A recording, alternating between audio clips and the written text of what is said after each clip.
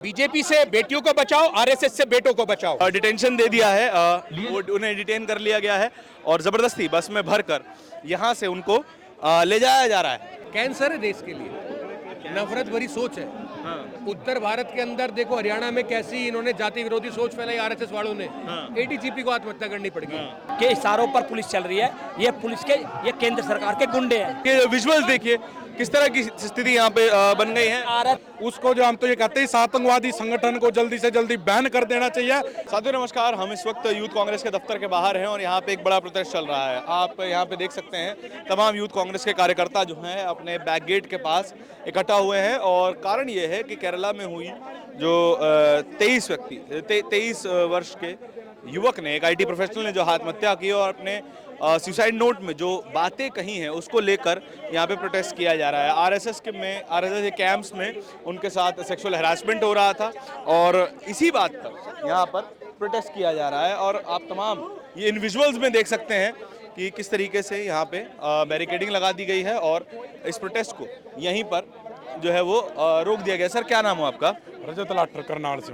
अच्छा, केरला की कहानी है और केरला में जो है सरकार लेफ्ट की है, आरएसएस का नाम तक भी एफआईआर में नहीं दर्ज किया गया। क्या अपने ही सहयोगी लेफ्ट पार्टियों को भी आप घेर रहे हैं?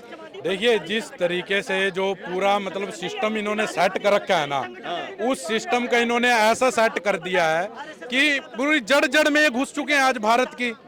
आज तो इस वजह से यही कारण आप कह रहे हैं ना, आपके सहयोगी दल हैं, तो इन्होंने वो 65 ऐसे बिल ऐसे खोद दिए हैं देश में, वो बिल ऐसे खोद दिए हैं कि आरएसएस पता नहीं कहां घुस के कहां चली जाती है और क्या धमकाती है हमारी राज्य सरकारों को, धमकाती है, तड़पाती है, क्या पता क्या क्या तुम्हें आप कह रहे हैं वहां की सरकार भी आरएसएस के प्रेशर में? बिल्कुल, सारा देश प्रेशर में। जो सेंटर में सरकार होगी तो सरकार का ऑब्वियस सी बात है प्रेशर होता है। तो आज जिस तरीके से जो सरकार चल रही है ना, उसको जो हम तो ये कहते हैं इस आतंकवादी संगठन को जल्दी से जल्दी बैन कर देना चाहिए, जो आपस में नफरत फैलाती है, जो भाई को भाई से लड़ाती है, ऐसे जो है आतंकवादी संगठन को देश से बैन कर देना चाहिए। इसके खिलाफ आज हम खड़े हैं। जी बताइए क्या कह रहे बीजेपी बीजेपी से बेटियों को बचाओ, आरएसएस से बेटों को बचाओ, ये नारा अब चल जाना चाहिए हिंदुस्तान में। उस युवा के साथ आनंदू के साथ जो हुआ है, उसने अपने प्राणों की आहुति दी है, उसकी आहुति बिल्कुल बेकार नहीं जानी चाहिए, क्योंकि उसने जो है पूरे देश को जगाने का काम करा है। आप सोच सकते हैं जो आदमी अपने प्राण त्यागता है, आत्महत्या करता है, वो कितना आपने आपको मजबूर कर लिया होगा, डिप्रेसिंग महसूस कर रहा होगा। उसने इसलिए ऐसे अपना ये स्टेप उठाया, वरना कोई अपनी जान की आहुति नहीं देता है। और ये बीजेपी, आप सोचते हैं जो आरएसएस में बैठे हैं और जो सत्ता में बैठे हैं वही लोग हैं, वो न्याय दिला पाएंगे? उसको नहीं दिला पाएंगे न्याय, क्योंकि जिनकी भैंस उनकी लाठी, वो न्याय कैसे दिला सकते हैं? ठीक है सर, एक IT प्रोफेशनल जो कि समझदार व्यक्ति होगा, पढ़ा लिखा व्यक्ति है, समाज के लिए जरूरी व्यक्ति है, आखिरी स्टेप यही ले लेता है कि सुसाइड कर लेते हैं।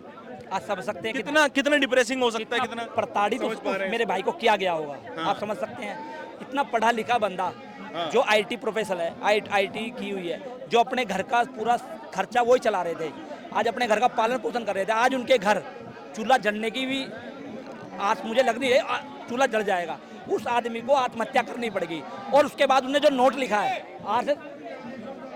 आरएसएस को देखिए वहाँ पे, वो देखिए विजुअल्स देखिए किस तरह की स्थिति यहाँ पे बन गई है। आरएसएस उससे बता रही है फर्जी, तो इन्हें शर्म आनी चाहिए कि इस तरह की जो घटना हुई है। और उसने जो मेरे भाई ने लिखा है सुसाइड नोट के अंदर कि ये सुसाइड नोट के अंदर लिखा है कि इसमें और भी लोग हैं जो प्रताड़ित हो रहे हैं और मैं अकेला नहीं हूँ, उन्होंने ये भी लिखा, अकेला नहीं हूँ। तो इसकी जांच होनी चाहिए। हम सरकार से मांग करते हैं कि इसकी जांच हो और जितने लोग इससे प्रताड़ित हैं उन पे उनको संरक्षण दिया जाए, उनके लिए एक सुरक्षा चक्र पर सुरक्षा दी जाए, और जो कर रहे हैं उन्हें सख्त सजा मिलनी चाहिए और उनको फांसी की सजा। लेकिन एफआईआर में आरएसएस का नाम तक नहीं आता है। देखिए, चलिए, ये तो अपना प्रोटेस्ट में लगे हुए हैं और आप साफ तौर पे देख सकते हैं कि पुलिस जो है मान मलवल भी कर रही है कि मान जाइए, आप प्रोटेस्ट ना करिए। पुलिस का हमेशा ही हमने देखा है कि ऐसा ही घेरा आपके ऑफिस के आसपास लग जाता है। देखिए, पुलिस क्या है, केंद्र सरकार जो है, केंद्र सरकार के इशारों पर पुलिस चल रही है,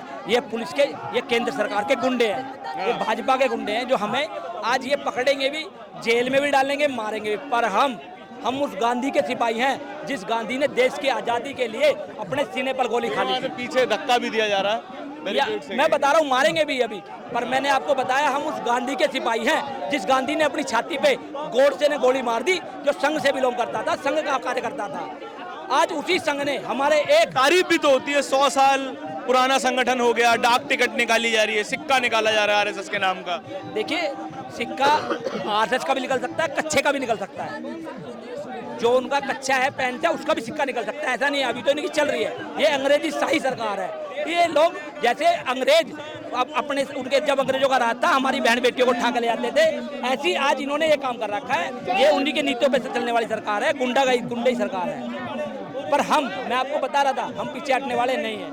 हम उस कांग्रेस के सिपाही हैं, हम उस राहुल गांधी के सिपाही हैं जिसने 4000 किलोमीटर की यात्रा कर देश के हर किसान का, मजलूम का, पढ़े लिखे बेरोजगार नौजवान का दर्द समझने का काम किया है। ठीक बात है। अब आप ये दृश्य पहले देख लीजिए, तमाम यूथ कांग्रेस के कार्यकर्ता यहाँ पर जो है बैरिकेडों पर चढ़े हुए हैं। पुलिस लगातार उनसे ये रिक्वेस्ट कर रही है कि आप नीचे उतर जाइए, प्रोटेस्ट खत्म कर दीजिए, और लगातार ये भी कहा जा रहा है कि आपका ये प्रोटेस्ट जो है गैर कानूनी घोषित कर दिया गया है और आप यहाँ पे प्रोटेस्ट नहीं कर सकते हैं।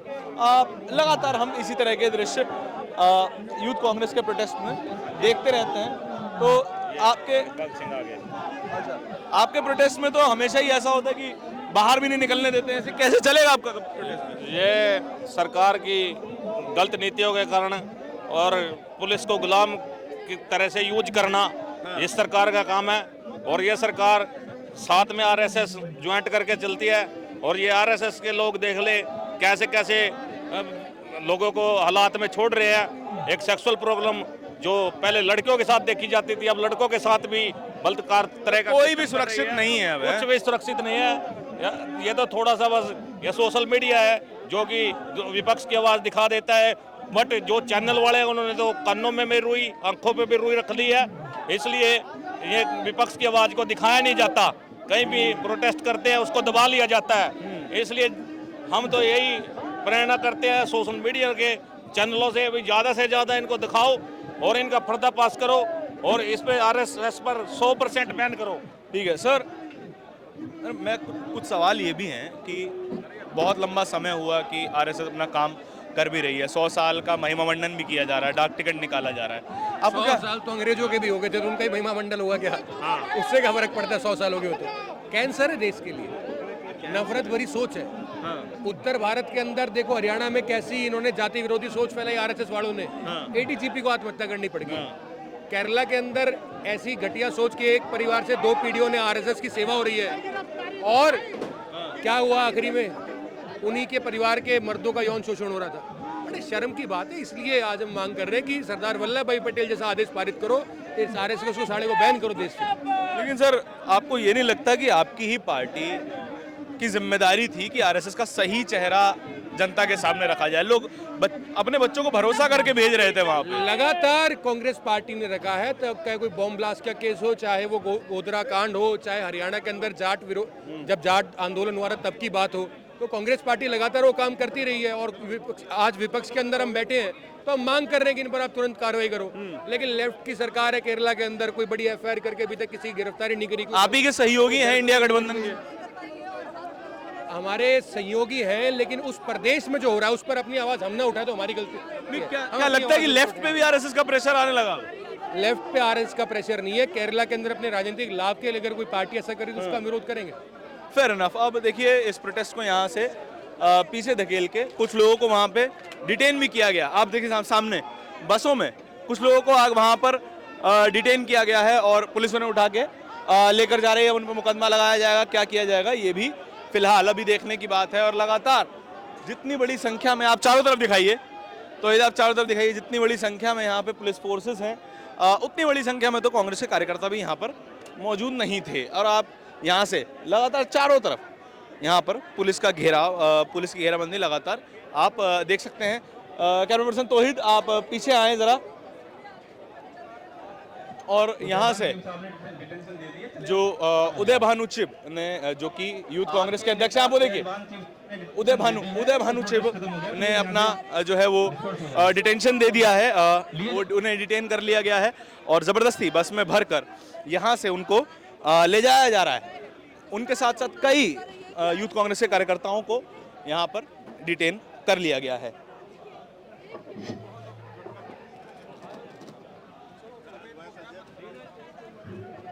सीएम साहब ने डिटेंशन दे दी है प्रोटेस्ट इस पूरी रिपोर्ट के बारे में आपके क्या विचार हैं कमेंट सेक्शन में बताइएगा जरूर। कैमरे के पीछे मेरे साथी तौहीद के साथ मैं धारण, बहुत बहुत शुक्रिया।